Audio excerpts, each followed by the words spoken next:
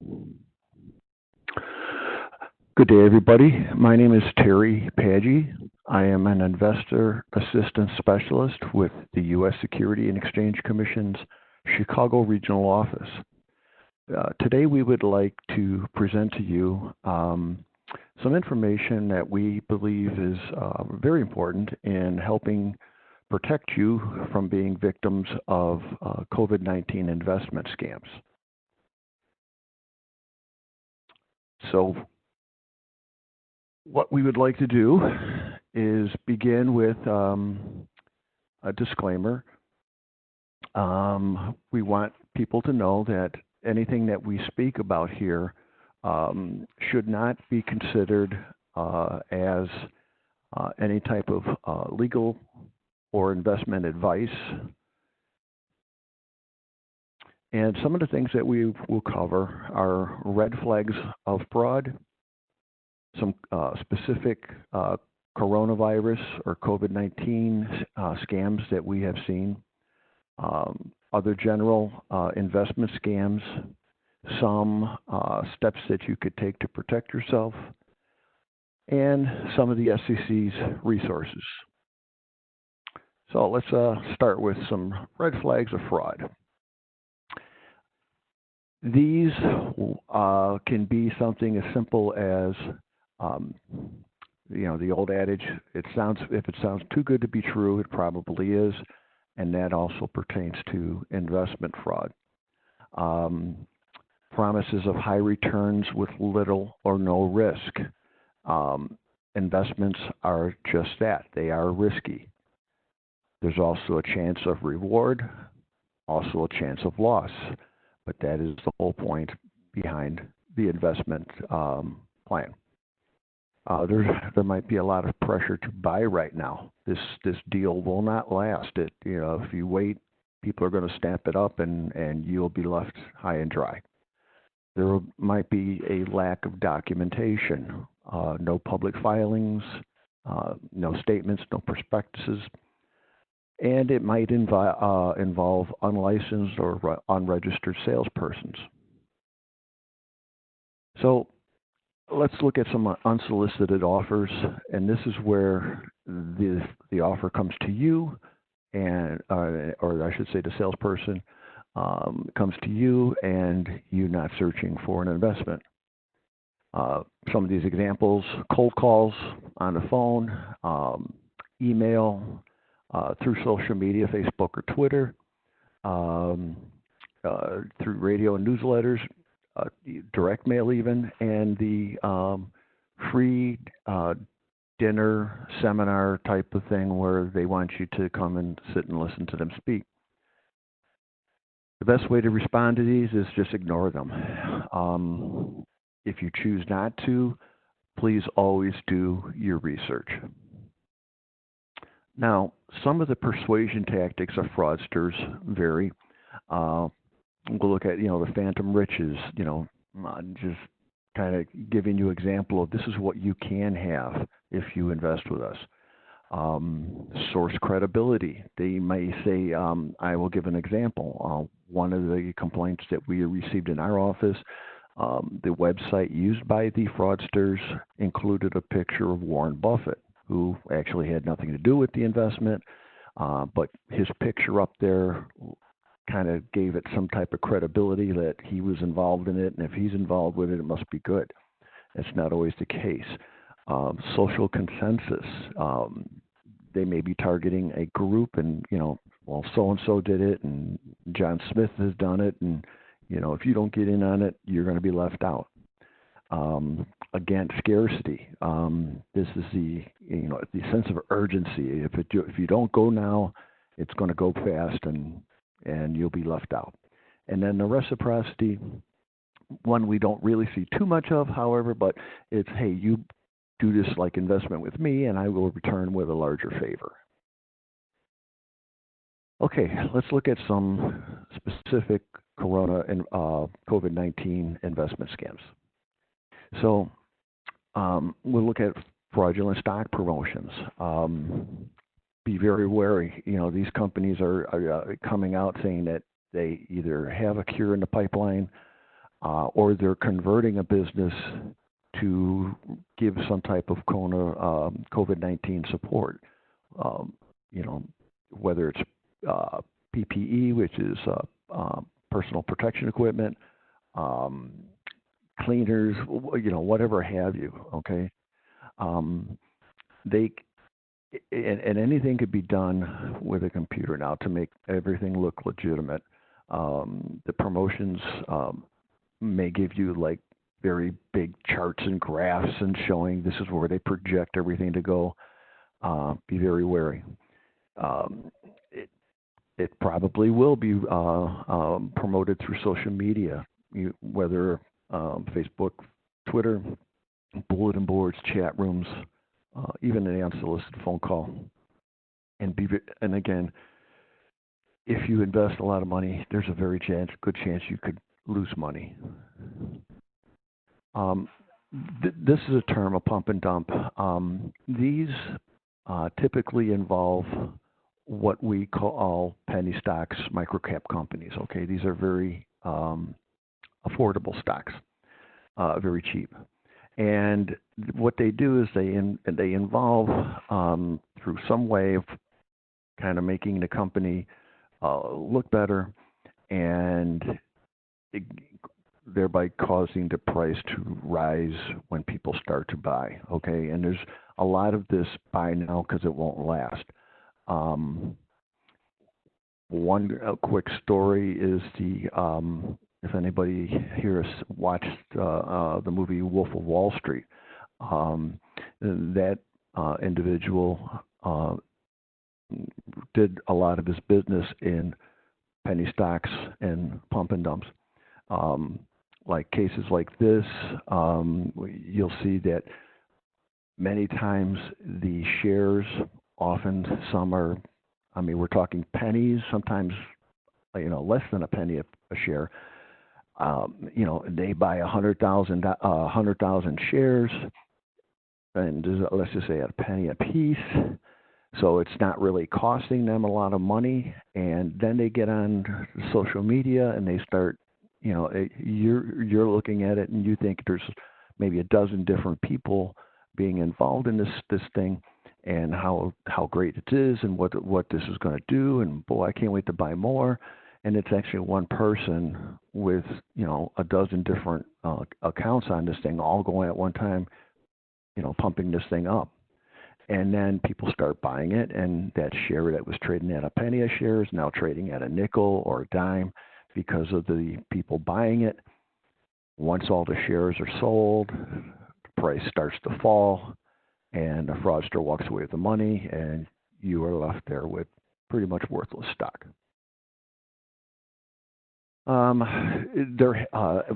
Let's talk about some SEC trading suspensions. The SEC can suspend trading whenever it believes that the information that a company providing is inaccurate. The SEC in the last several weeks has suspended trading in securities of over a dozen companies involving coronavirus related products or services. And if you purchase this and the trading is suspended, you may not be able to sell your shares until the trading suspension is lifted, and you could sustain a loss. Charitable scams. We are seeing an explosion of fraud across the country and across the globe, and this is where the fraudsters are very good at judging human character, and the human character is we want to help, and they will exploit that, and they will come up with various schemes to get you to invest or donate money. Let me see here. You could always check out if somebody's claiming to be from a charity. We can always check out the tax-exempt status at irs.gov and then search tax-exempt organization, and you will see if they are listed there. If they are not, you might want to consider giving a second thought as to whether or not they are a worthy charity. Bogus certificates of deposit or CDs offering very high returns. I remember late 70s, CDs, it was not uncommon to see them 16, 17, 18%. Now, most CDs are, I can tell you what I've seen. I don't think I've seen 2% yet. And most of them are right around less than 1%. Some are a little bit more than 1%, but that's about the average. So be very, very cautious of things that are promoted online of CDs with very high interest rates. A lot of times these fraudsters will use what we call spoofed websites. The URLs will look very similar to a legitimate one, but if you were to really break it down and look at it, just like their email address, you'll see that they have the name of an entity that they're trying to kind of replicate. However, if you pull it and look at the long email address, you will see that it is definitely not from them. Some of the red flags for CD fraud is offering, again, a very high interest rates, and especially no penalties for early withdrawals. That's a big red flag. Requiring high minimum deposits. You should not have to wire your funds abroad. And then they claim that the deposits are FDI insured. So those are all some things that you should look at. Other common investment schemes. This is one. It's named after an individual by the last name of Ponzi, who actually created the first one. And what this is an individual that promises usually a high return. He rakes in his victims that they will start receiving interest payments on their investments. And what they actually do is, while the scammer is actually spending some of the money, he's socking it away, and then using newer investor money to pay the older investors. So the older investors are saying, "Oh, I'm getting some return on my investment. This is great," and they are used as advertisement to bring in other people. And if you try to look at their business model, they'll either keep it very secretive, or it'll be so complex it's like you can't really understand it. They will usually, the seller will be unregistered, and so will be the investment. One major characteristic of all Ponzi schemes is that they all implode, because sooner or later they will run out of new investors, and once that happens, they can no longer pay the older investors, and then the checks start becoming smaller, and then they finally disappear, and that's when everybody finds out that they've been duped. Advance fee fraud. These are very common. This is where they ask for the fee upfront before something can be dealt with. See these a lot in email form, where somebody claims to be the relative of some high government official. This high official had embezzled large sums of cash, and they want to share it with you, but they need to pay for some type of transition fee, or that you've been deemed a relative of somebody overseas that has passed away. They left a large amount of money. You have to pay the taxes up front. These are all enabled. Again, they're very good. Anybody can make a website. You can make your emails look realistic, like they come from the real thing. But nobody should have to pay to get their money. Government impersonators. We've seen them. They not only with our agency but with others. They will pose as an SEC or other government employee. Often, we've had some that they will use part of our, name, or they will use part of our logo, and to make it look like they are legitimate. The SEC will never endorse investments or assist in the sale and purchase of securities. We don't handle money transfers. One thing is, government agencies, under very few circumstances, will ever make the initial contact by telephone, and definitely not by email. You will receive a written letter through the mail explaining what the issues are. So if you get things any other way, I would contact the agency that is allegedly sending you it to confirm whether or not that individual exists. Community-based fraud, again, geared towards everybody wanting to help, times of crisis, and you want to help others in your community, and they are betting on that. So the fraudsters will often kind of pretend to either be a member of the group, and also the person that is telling you about the investment may be an unwitting party. They may have been scammed, and they believe they are, investing in something good, and they may tell you to get into it, or try to get you into it. So it doesn't mean that they're involved in it, but they could be an unwitting party. Okay, so we have some of the steps to protect yourself. If you take nothing away from here today, please remember investor.gov. That is the SEC website. This was created several years back to provide Main Street investors with layman terms, plain speaking when dealing with the investment industry. And so it's very easy to navigate. It's accessible from your smartphone, but also online at investor.gov. You can check the license or registration of any individual, their employment history, any disclosures, which is very important. Some of the key things. So, and we'll see on the next slide, but if the registered party appears in green, that's everything is good. They're currently licensed by a regulatory authority.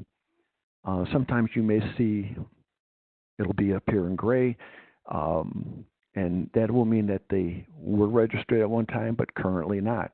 Sometimes people get out of the industry, leave their registrations, and then maybe later come back to it. And then if something is bad, red, disclosure reported, that will appear. And then you can click full report, and you will be able to see exactly what the issues were. And let's go to the next one.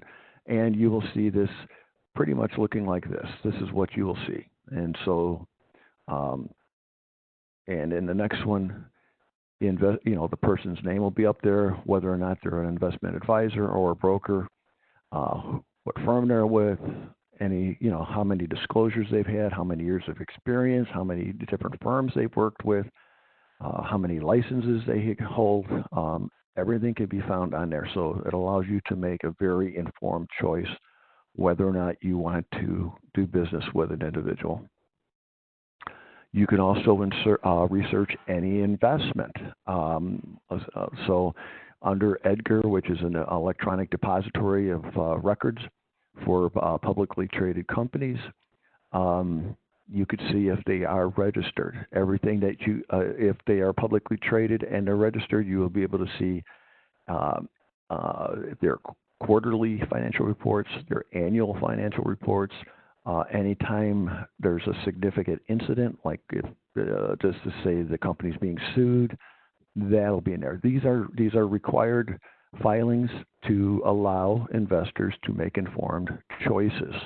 As we've seen in the past, a lot of investment fraud involves unregistered products.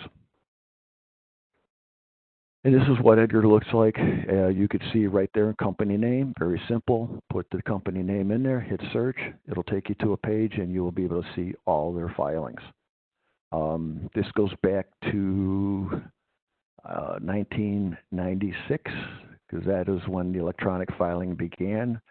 If you're looking for filings prior to 1996, then you could, at the bottom of the SEC website, there is a FOIA, for Freedom of Information Act. You could submit a FOIA request, and they will return with what it would cost to get the information that you were seeking. So just, you have to remember, be aware of persuasion tactics and red flags of fraud. If you go to investor.gov, it is updated almost daily with, as soon as we see an investment scam, we become aware of it, it goes up onto investor.gov so that everybody can see this and be alert to what is going on there. And you can research both the financial professional and the investment product. Other ways you can go about to protect yourself: if somebody's calling from the government or some type of agency, always call back and verify that that person is legitimate. Don't pay for investments with credit cards, gift cards, send wires overseas. You really should not speak with unknown salespeople, and if you do, please don't provide them with any personal information. And you should never have to pay an upfront fee to claim any proceeds, any winnings, anything like that. So we have SEC resources. This is what I was referring to, investor.gov. It's a great website. It's got everything that you could possibly need to make a very well-informed choice of an investment or investment professional. There's calculators in there, so you can look at various funds to see what their progressions are, what they performed, how they performed in the past. You could put down your investment goals, and it'll tell you this is what how much you should save and how often. How to check on fees. It's just phenomenal, and I just encourage people to go onto it and find their way around and maneuver through it, and it's very user friendly. Again, we put on there immediately, for the investor bulletins alerts. A lot of coronavirus related scams going on right now.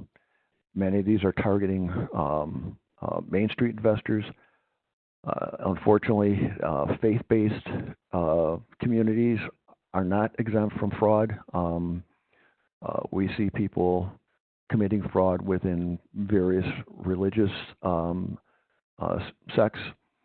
And let me see, advanced fee fraud. And just remember the red flags of investment fraud. If you suspect fraud, you can submit your tip online. It is our tip, complaint, and referral system, sec.gov/TCR. You can also contact the Chicago Regional Office. Here we have the phone number and the email address for the Chicago Regional Office. You can also go to investor.gov. And you can also follow us on Twitter. And if you have any questions, you have my name, you have my direct line, and my email address. So if anybody viewing this presentation has specific questions, I'm here. Please feel free to contact me by phone, by email. If I don't know the answer, I will get it for you. And if you have any questions about any type of possible situation you've seen. We will try to, while we cannot provide legal advice or opinion, or investment advice or opinion, we can help you research the company to see if they are registered. And we'd like to thank you for viewing this presentation. And please go to investor.gov, check it out. And if you have any questions, comments, thoughts, concerns, please feel free to give us a call. And thank you very much. Have a great day.